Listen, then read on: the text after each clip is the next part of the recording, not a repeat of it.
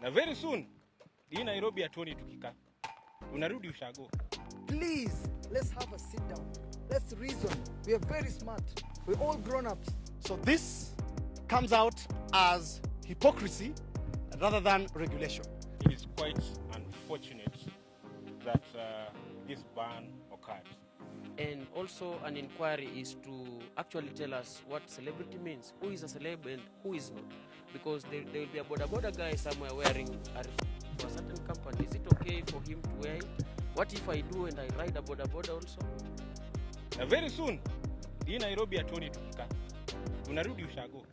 I'll proceed to read the press statement by the content creators, who I'll read on behalf.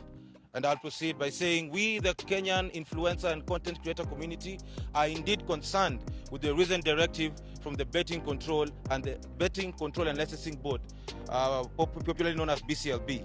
So the ban that on the influencers from participating in betting adverts is not welcomed. We understand that there is need to protect the public, especially the underage. A blanket ban cannot be the solution. It is a blow to the creative economy and to the thousands of young people whose livelihoods depend on producing digital content. That move not only limits the creative space, but it leaves many people jobless and further questions the work of the digital media and fighting against the legitimacy of content creation as a profession. Let's be honest, social media has conquered advertising. Influencers are now the frontline modern marketing, and our interaction needs to be responsibly managed and not completely abolished.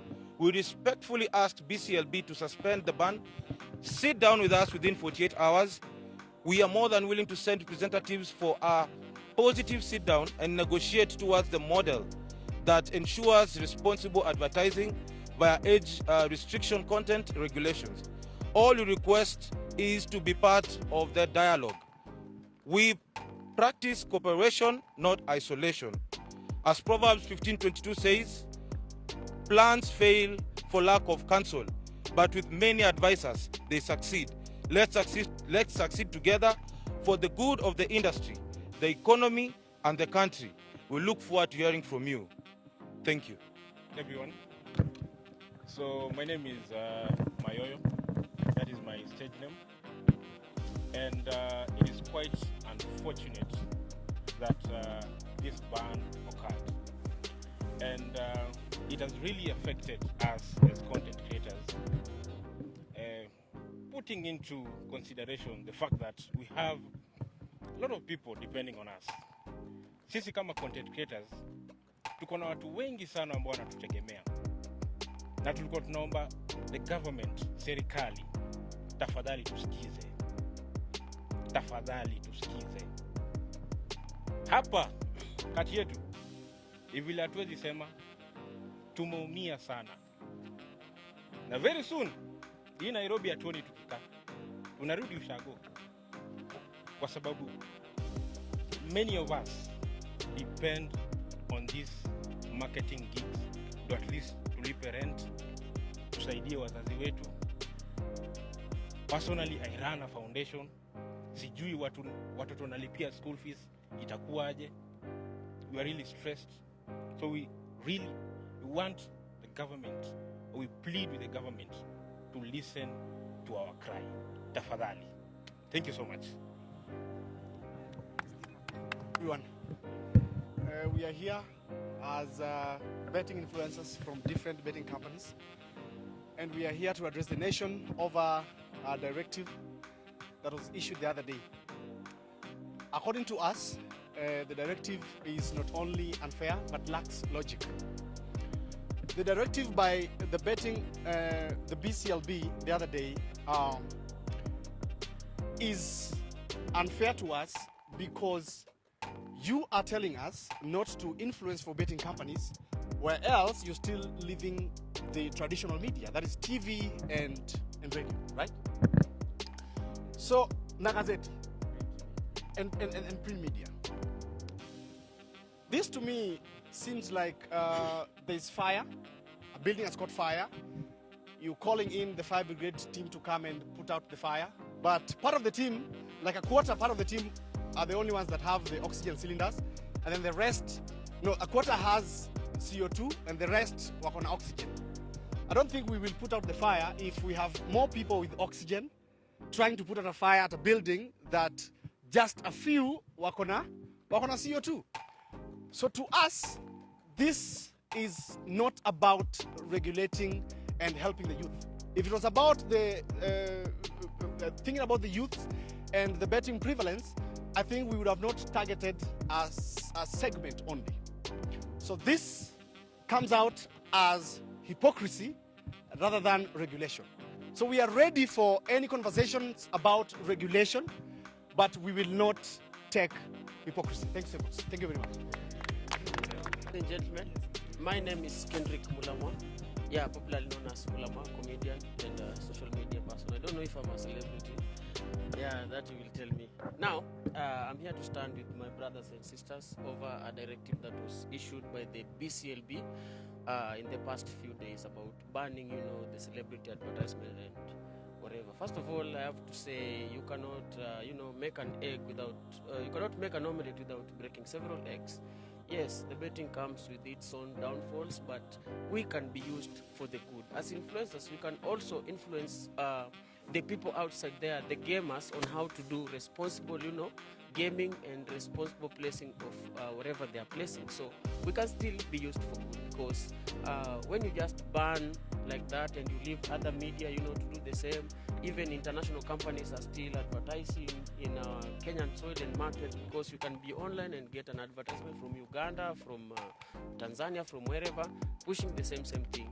So I would like the government to at least check on that, because we were making an income from that, and also so many other people depend on us, not only family but the people who we work with, because we have had to dismiss them. We have camera people, we have locations managers, we have editors. Like a single person you see here has a team of about 15 behind them. So right now when you just cut that down, it means all those 15, they are going home together with the artist. So I believe there is a way we can work it out, and also an inquiry is to actually tell us what celebrity means, who is a celeb and who is not, because there will be a border guy somewhere wearing a for a certain company. Is it okay for him to wear it? What if I do and I ride a border also? Yeah, that's also something that we should get a directive from. So I think every rose has a thorn, but there is a way we can, we can come to an agreement on how it can be done moving forward. Kwa sababu sigara bado iko Kenya, si ndio? Lakini pale kwa packet imeandikwa nini na dhuru afya yako, sio? Tuna pombe bado tuna influence, we have several companies we are working for them, but imeandikwa hapo vizuri, kunywa na uangalifu. Imeambiwa kama una influence pombe fulani, post saa 8, post jioni, post hivi na hivi, like there is a directive for that. If we can come up with one now for gaming, it could be better rather than scrapping everything off, because these companies, they have stood with us for the longest. They have been there. Some of us here have foundations that these gaming platforms, they give us a lot of support. Kuna watu wamepata uniforms hapa, wamepeleka kwa their villages huko, vijana wanachezea mpira. Kuna watu wamepata mipira hapa. Kuna watu tumechimba visima with some of the companies all over, all around. So there is so many ways that we can still work with those platforms without necessarily, pushing the negativity to the youth and the underage. And also another directive to the government is, you should check out for the illegal sites. Don't just issue licenses, Bclb licenses to everyone out there, because there are some people out here, they just come up with a website, unashtukia tu ina run, hata ujika iko registered, umeona? So vitu kama hizo ndo zinapoteza mayouth. Zingine hata mtu ana win hapatiwi. So before you issue a license to anybody, make a thorough scrutiny about who are these people, where are they from, are they legit, are they promoting responsible gaming? Because in my thought, if a platform can write there on the introductory page that, place your bets responsibly or game responsibly, I think inaweza kuwa ni kitu poa sana kwa kila mtu, and they should come up with a way that, kuna place mtu anaweza funga account yake, let's say for 30 days, 6 months, 1 year, depending on how they are feeling. So inaweza kuwa poa sana, at least if we look it that way. So for me, I would like the matter to be rechecked again, and tupate the correct directive from the Bclb and the government. If it's about taxation, then sisi tunakubali. In fact, we have been remitting for all the seasons. So ni hayo tu ya kusema kwa sasa, and thank you to Bclb, thank you to the government. I know you will hear our plea and come up with something tangible. If everybody here posts about responsible, gaming, then I think youth now wataipata vizuri. Tukienda hizo magame, tukienda hizo CSR nini, tukiongea na wao, tukicreate forums za kuelesha, because if the damage has been done, then the only way to do it is to correct it. Unaona, so tukiwaachia hapo tumekata hiyo influencing, haujaambia sasa wale watu walikuwa wameanza kuplace bets zao, hujawaambia sasa muendeleaje kutoka hapa, then that is still wrong. And also they are still getting the advert from the radios, from the print media, from whatever sources, except from the so-termed celebrities. Then I think we have not healed the cancer itself. To do several parts, so we can check on that. Thank you so much. Thank you so much, Lamont. We have 2 more speakers, then we'll open the... Jiro, I'm a sports journalist and influencer and content creator. My message to Bclb is that you cannot cherry pick who is going to advertise. I mean, betting is doing a lot of stuff in this country. 4 of the top teams in this country, that is Gor Mahia, FC Leopard, Police, and Shabana, are sponsored by betting firms. Sport Pesa, Betika, and people like Betpower doing stuff with Football Kenya Federation. Sport Pesa doing stuff with Kenya Rugby Union. So you cannot just cherry pick who is going to advertise. I mean, we've got all these players, not just as guys content creators. The players who play for these teams are also celebrities. I don't know how you defend that. So we're asking you cannot just cherry pick who is going to advertise. Let us sit down and discuss about this and come up with a way, because we know people who advertise alcohol, cigarettes, like Mlamwa said, but there's a way of doing that. I mean, you can do it in safe hours or in safe ways. So we're asking you, please, let us sit down now, discuss, come up with the plans on how to advertise this government, because it's practiced across the world. I mean, we've got teams being sponsored by betting firms across the world. The UEFA region, South American region, in African region, teams who play in the CAF Champions League. We've got AFCON coming up now in a couple of years here. China is coming up here in a couple of months. And we've got betting firms to sponsor athletes, to sponsor other big brands. Why are you now locking us out without even consulting us? So let us now sit down and discuss about this one, and we come up with a way of doing stuff, because we've been paying tax. I mean, for all that time, we've been filing returns with the KRA. So I don't understand why you sat down without consulting us and then coming up with those decisions. So let us sit down now and discuss what you're going to do. But we ask you, please, consider what you did. Let us discuss it. Thank you. Majenzi, eh?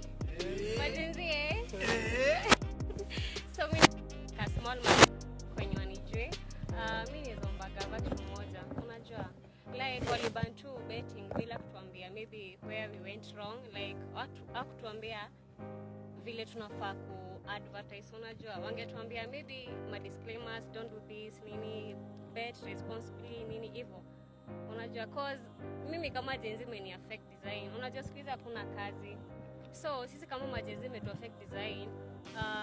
Kuna watu waliacha wizi, nini, mnaingia kwa content creation. Na through content creation tuna earn through kwa advertise vitu, si ndio?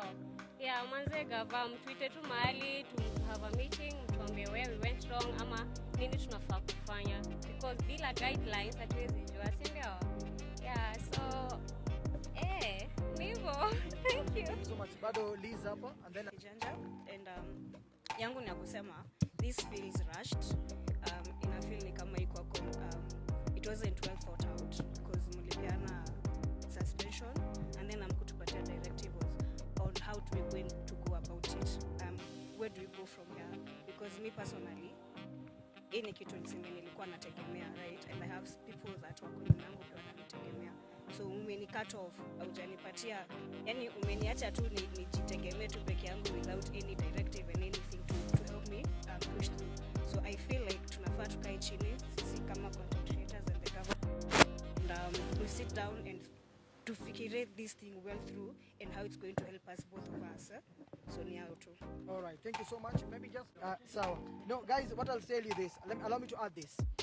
The creative industry, watu ambao wako kwenye creative industry, facts checked, ni watu ambao wamesoma, ni watu ambao wamehitimu, ni watu ambao wako na degree, ni watu ambao they are very professional. Some of them even they are working, but when they choose to take another path in content creation so that they can create an opportunity. I'm a product of a creative economy. Mimi nilikuwa nafanya kazi ya kupatiana flyers Nairobi. lakini content creation ikakuja, nikafundishwa kushika kamera, nikafundishwa kucreate, kuandika script, nimekuja mpaka saa hii najua kupresent, nimetrainiwa na facility ya government. I went through a media council training. I'm a media practitioner. So wewe niambie, kama singekuwa na hiyo diploma yangu, certificate yangu, ningekuwa nafanya nini? So it's a call to everyone. Think about this. If you're fighting our youths, if you're fighting our creative economy, we are fighting our own people. I request, please, let's have a sit down. Let's reason. We are very smart. We're all grown-ups. It's a matter of all. If you're fighting this generation, you're fighting the future. Hostel. Tukianza na maswali, tutakuwa hapo kama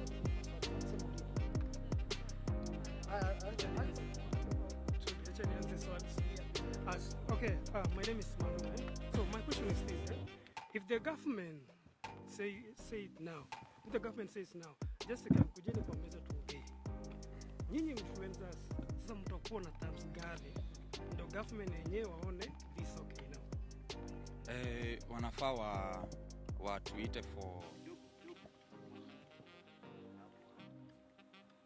wanafaa watuite for tuone how we can be able to regulate how we are going to advertise, not terminate, because ukiangalia betting pia si ati wameifungia kabisa, they are allowing it to go on TV, which TV mtu yeye anaweza fungua TV nao, unaona Instagram zetu, most of, like for me my Instagram wezi access kama uko under 18, so unaona already nisha regulate yo nini, so waweza kuangalia tu, they should not net, they should just regulate, because this is feeding a lot of people are depending on whatever we get, and I don't think kuna mse tuna forcingi tunamwekea gana bet, si ndio? Ni mtu anaamwanga achukue nini yake, na hata sasa hivi pia tukiacha ku advertise ati wataacha kubet, unaona, so tunafaa tuitane kama mkutano tujue what are we going to do, because terminating is not the way forward, because sasa wenye tulikuwa already tushaanza kupata riziki, tutaenda wapi? Kuna wezi walikuwa wakareform, wakakuwa content creators, kuna machokora, kuna watu wengi wenye wamereform, kuna watu walikuwa addicts wa drugs wakareform, wakapata kumbe inaweza kuwa na shoot content, wase wanaona na anapata kitu. Why are we taking this route? I just want to ask the government, why are we taking this route? We should, I think wanafaa kuangalia how many families are going to lose their jobs and how many families depend on this. Unaniona hapa, lakini wakinilipa kuna watu wengine pia naenda nalipa, unaona, so hiyo industry ni big sana, ini affect me peke yangu. Tumetoka hapo tunalia vibaya sana na watu wangu, tunajiuliza what's the way forward now. And looking at the statement that you just read right now, umesema you given the government 48 hours maybe to react on that. What if they won't react on it? Kama hawata respond, what are you going to do? What's the way forward? I think we'll be putting the cart before the horse. It would be important that we give them the 48 hours. Let's get to hear what they have to say, because this is we are coming politely at the moment. Yeah, we are being very objective, we're being pragmatic about this, and we are hoping that this government is going to listen to everyone. But until those 48 hours end, we'll be putting the cart before the horse. A question here: what happens if the 48 hours finish na respond from our deaf ear? So yeah, I just give the same answer, that we'll be putting the cart before the horse. We would not want to think on behalf of the government. Our understanding is that the government is going to listen to us, and it's not going to influence us to get into other avenues of solving this issue. It is a small issue, to be honest. The same way they solved with the Media Council is the same way they can solve with the Influencers Council.